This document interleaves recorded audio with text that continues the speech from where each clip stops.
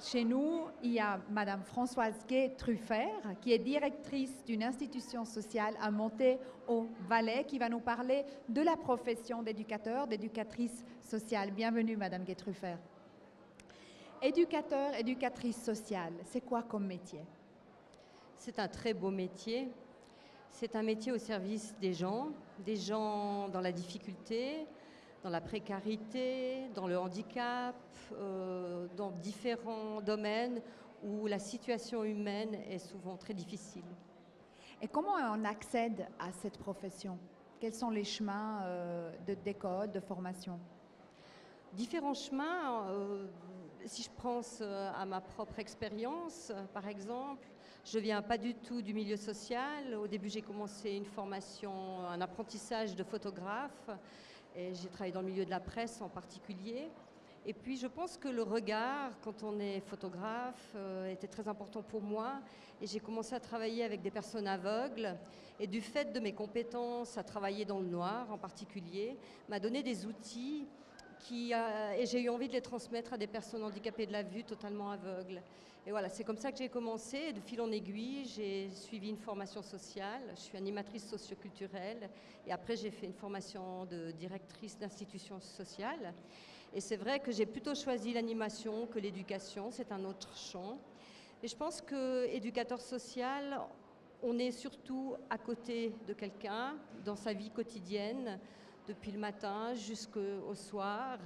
Donc on vit tous les grands moments de la vie de quelqu'un, mais les petits moments, le quotidien. Et quelle formation faut-il faire? Alors il y a différents chemins. Vous pouvez commencer par une école, par exemple, de culture générale, faire une maturité professionnelle dans le social. Ensuite, vous allez faire l'école supérieure d'éducateur social ou d'éducatrice sociale. En Suisse romande, il y a 2 écoles du niveau supérieur, ou alors vous décidez de faire la formation des hautes écoles de HES en particulier pour faire la formation d'éducateur social. Et sinon, vous pouvez aussi faire un certificat de capacité d'assistant socio-éducatif et ensuite de continuer dans la formation d'éducateur social en 2 ans environ. Faut-il avoir fait un stage avant de pouvoir entamer cette formation? C'est toujours bien de faire un stage. Donc, pour certaines écoles, c'est obligatoire. Il faut avoir une pratique dans une institution, en tout cas une expérience professionnelle. Et ensuite, dans les niveaux de formation, vous avez des périodes de formation pratique. Et dans ces périodes de formation pratique, vous êtes suivi par des professionnels au sein des institutions à tous les différents niveaux de formation, autant à assistant socio-éducatif que éducateur social, que éducateur qui sort d'une HES, une haute école. On sait que les places de stage sont rares et sont difficiles, c'est difficile d'y accéder. Quels prérequis faut-il avoir pour accéder à un stage ou à cette formation comme personne? On a entendu tout à l'heure les écoles qu'il faut avoir fait, mais comme attribut personnel, que faut-il amener? Alors je dirais de manière générale, pour rentrer dans cette formation, pour en faire son métier, il faut bien se rendre compte qu'on va rentrer dans la vie des gens et que la réalité, elle n'est pas toujours aussi, je dirais, comme celle qu'on imagine quand on veut aider les gens, sauver les gens, etc. Ça demande une personnalité qui soit ancrée, comme on dit, dans le sol, dans la terre, hein, qui sache où elle va, qui est d'accord et qui est capable aussi de pouvoir faire tout ce qu'on a besoin de faire quand on devient éducateur, c'est-à-dire s'occuper du quotidien. Et le quotidien, chacun de nous le sait ce que c'est, hein, c'est s'occuper des toilettes aussi, d'amener quelqu'un aux toilettes et d'être confronté à cette personne quand elle est malade, de devoir faire des choses qui nous rebutent peut-être, de prendre des coups. C'est des choses qui arrivent. La notion de la violence, c'est une chose qui existe et quand on n'a aucune expérience quelque part de ce type de population, ça peut être difficile. Ça peut être très difficile et c'est pour ça que c'est très très important de faire un travail de développement personnel. Autrefois, dans les formations, souvent les personnes avaient déjà une formation, une carrière, une vie professionnelle, une expérience de vie.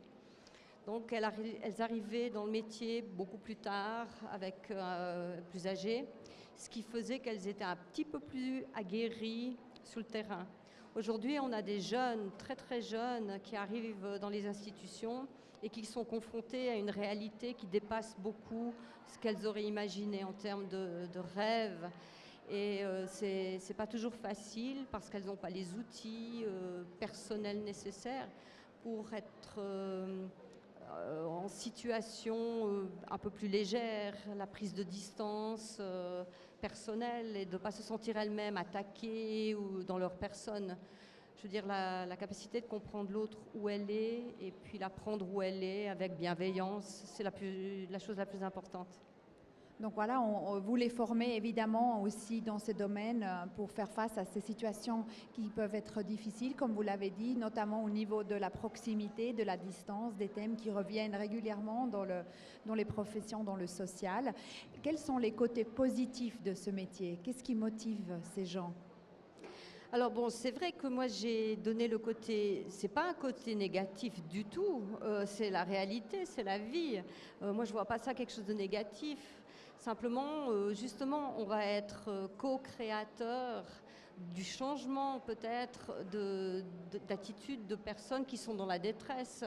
Et puis là, il y a un rôle très très important de l'éducateur, c'est par sa personnalité, sa force, sa bienveillance qui va amener du bonheur, certainement.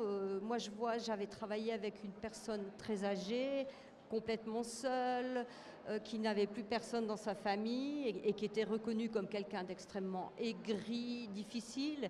Et c'était un plaisir pour moi, finalement, de l'accompagner et puis de casser un peu tous ces préjugés, ces choses qui étaient avec elle. Et on l'avait cataloguée comme la méchante. C'était assez drôle et c'était une dame qui était adorable. Donc il faut aller chercher aussi, pouvoir faire émerger chez l'autre ce qu'il y a de bon, de bien. Voilà, ça c'est un beau challenge. Donc faire émerger évidemment dans les clients ce qu'il y a de mieux, mais aussi dans les étudiants qui travaillent dans votre institution. Ça, c'est aussi votre occupation. Vous avez une quinzaine d'éducateurs qui travaillent chez vous. Il y en a qui sont... bon, je dois dire par rapport à votre institution que vous avez des sourds aveugles, des personnes sourdes aveugles dans votre institution et même quelques-uns des éducateurs que vous employez, que vous formez, souffrent eux-mêmes d'un handicap. Alors oui, nous avons des collaborateurs qui ont fait la formation d'éducateur social et qui sont sourds, qui font partie du monde des sourds. Et c'est vrai qu'en travaillant dans notre institution où nous avons des personnes sourdes aveugles, c'est un plus, c'est-à-dire que la langue commune des gens qui vivent dans notre institution est la langue des signes. Et donc c'est vrai que pour des personnes qui sont elles-mêmes sourdes, comme c'est leur langue naturelle, c'est un plus. Mais en même temps, ces personnes et ces collaborateurs sourds ont fait une formation comme n'importe quel autre éducateur, ont les mêmes compétences et travaillent aussi avec des personnes qui entendent. Donc c'est beaucoup plus difficile parfois pour elles aussi, il faut lire sur les lèvres. Les personnes en situation de handicap souvent baissent la tête, c'est pas facile. Elles se débrouillent extrêmement bien, elles ont de très très grandes compétences. À l'écoute, ce qui est un paradoxe pour quelqu'un aussi qu'on dit sourd, mais je trouve qu'elles font un excellent travail et voilà, c'est ouvert aussi pour ces personnes.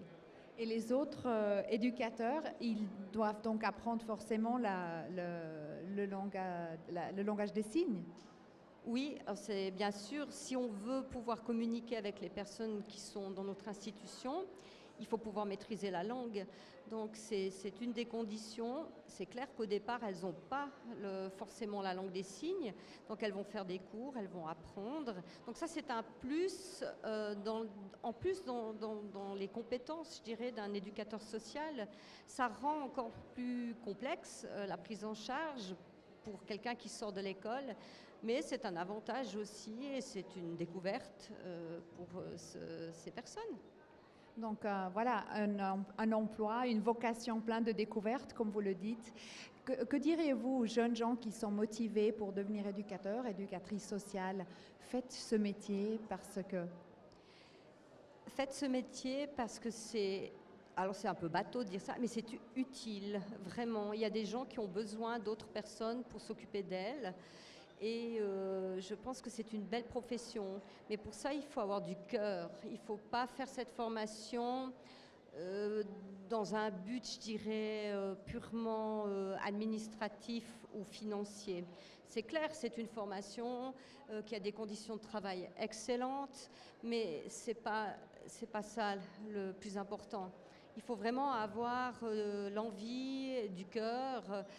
Alors je dirais pas il faut être Saint-Bernard, alors pas du tout, parce que ça peut être contre-productif. Quand on veut trop aider, on n'aide pas.